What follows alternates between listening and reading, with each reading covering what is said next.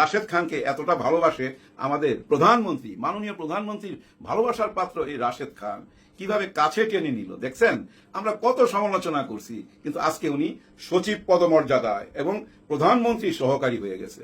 হ্যাঁ, বেতন টেতন অনেক অনেক টাকা বেতন পাবে, গাড়ি পাবে, আবার বাবুর্চির টাকাও পাবে, যে রান্না করে ওনাকে খাওয়াবে বাবুর্চি, সে বাবুর্চির টাকা, পকেট খরচা, তেলের পয়সা সব মিলায় ভাই মোটা অঙ্কের টাকা। হ্যাঁ, আমাদের দেশেরই টাকা, আপনার আমার টাকা রাশেদ খান এখন তার পকেটে নিবে। আমরা রাশেদ খানকে না ভালোবাসতে পারি, কিন্তু আমাদের মাননীয় প্রধানমন্ত্রী ভালোবাসে। কেন ভালোবাসে? রাশেদ খান বহু কথা বলে। হ্যাঁ, কার পক্ষে বলে? বিএনপির পক্ষে বলে। হ্যাঁ, বিএনপির পক্ষে বলে, এবং যারা বিরোধী দল তাদেরকে নাজেহাল কইরা ছাড়ে, যা ইচ্ছা তাই তো বলে। এই যে নাসিরুদ্দিন পাটোয়ারিকে কিসের বাচ্চার সাথে তুলনা করছিল মনে আছে?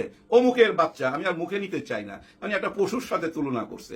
এবং জামাত ইসলামকে তো ধুয়া দেয়। জামাতে ইসলাম কোনো দলই না, এই দলটা দেশের জন্য ক্ষতিকারক, এই দলটা কেন রাজনীতি করবে এটা উনি মাইনা নিতে পারে না, যার জন্য এত বড় পুরস্কার। আপনি আমি মাইনা না নিলে কি হবে? রাশেদ খানকে মাইনা নিছে স্বয়ং প্রধানমন্ত্রী। আচ্ছা, বিএনপির মধ্যে কি আর কোনো ত্যাগী নেতা নাই?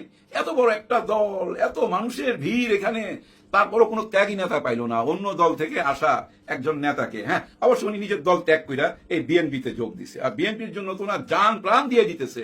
গত 4-5 মাস যা কিছু বলছে তারই পুরস্কার পাইল এই রাশেদ খান।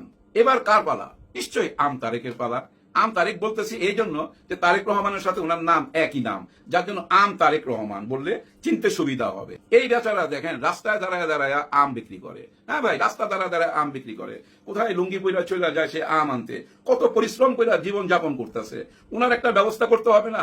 উনিও তো ভাই এই জামাত ইসলামকে যা ইচ্ছা তাই বলে। এই যে এনসিপি, এই যে জুলাই, এইসবকে নিয়ে তুচ্ছ তাচ্ছিল্য গালাগালি যা মুখে আসবে তাই বলবে। তার পুরস্কার কোথায়? তাকে তো একটা পুরস্কার দেওয়া উচিত আমি মনে করি ব্যক্তিগতভাবে।